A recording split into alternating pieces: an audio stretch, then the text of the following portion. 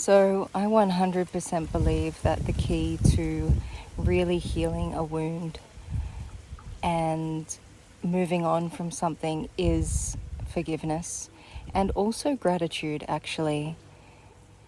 And until we actually get to the place of truly being in a space of forgiveness, the wound, we still feel it. It's still painful. And sometimes we do everything we can to avoid this pain. We don't want to feel this pain, so we run from our emotions in different ways. And I also think it can take some time to actually get to the place of feeling that true level of forgiveness towards someone else and for ourselves, which I'll get to as well. But I think it also needs to start with deciding that you want to be in a place where you can forgive, that you want to be in a place where you can be grateful. Because without deciding on that, it's going to prolong time. Because time is just really a concept.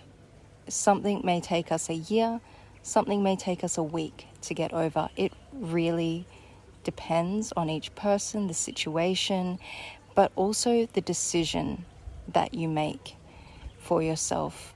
And even then, we may forgive and then still have more emotion come up later and feel that we were maybe done with that, but there's a little bit more. And that's okay too. If there's a little bit more, you practice that forgiveness again. And you practice that letting go again.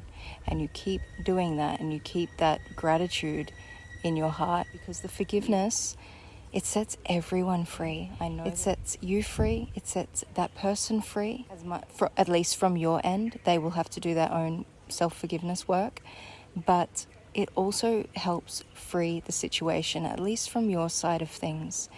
And self-forgiveness can often be even harder. I've gone through situations where it's been very easy for me to forgive others, and I came to a point in my life where something happened and I actually, for the first time, had to look at really forgiving myself for something. And that was harder. It wasn't hard, but it took more time. I had been more used to forgiving others and moving forward than I was with fucking up myself and having to forgive myself and move forward. That was a new thing for me, and that was more challenging.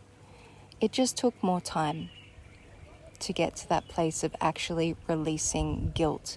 Guilt is such a detrimental emotion to your well-being and your mental state.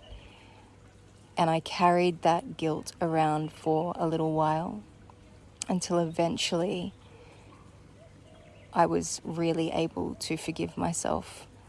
And how I was able to forgive myself was actually through seeing that everything in life has to unfold the way that it does for us to learn our greatest lessons, for us to become our greatest self, for us to get to our fullest potential.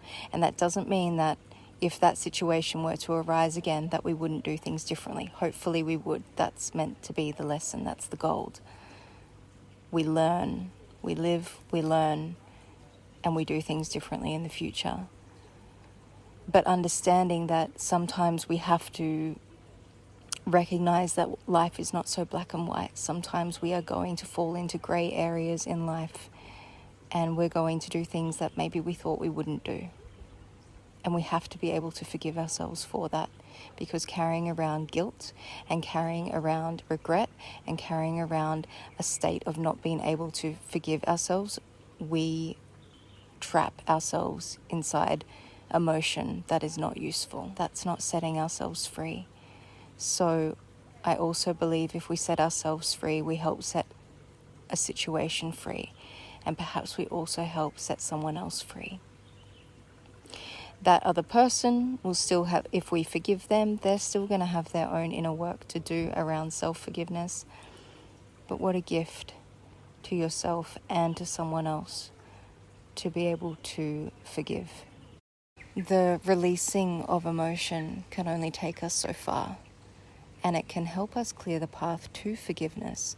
But the ultimate goal is to travel the road that leads to forgiveness. So if the road is shaking it off, is screaming it out, is punching the pillow, great, do those things with the intention of clearing the path, clearing the obstacles that are in the way to forgiveness.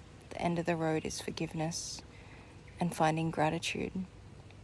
And I don't know which one might come first. If you're having a lot of trouble forgiving, I would try and find the gratitude in the situation. What are you grateful for? What did it teach you? What has it helped you with? And don't go into the spiteful place of, oh, it's helped me to just realize I should never trust anyone ever again. No, that's not helpful. It's helped me realize my strength. It's helped me be more discerning. It's actually led me to resolve emotions from the past so that I don't repeat this pattern again. It helped me see a pattern that I didn't even realize was there. And now that I've seen it, I don't need to repeat it. It helped me grow. It made me a stronger person. It made me more brave. It made me more courageous. It led me to this place. It led me to that person. All of these things that you can be grateful for from a fucked up situation, from something that's been painful. Turn your pain into gold. Find the gratitude. And when you find the gratitude, it opens the door to forgiveness.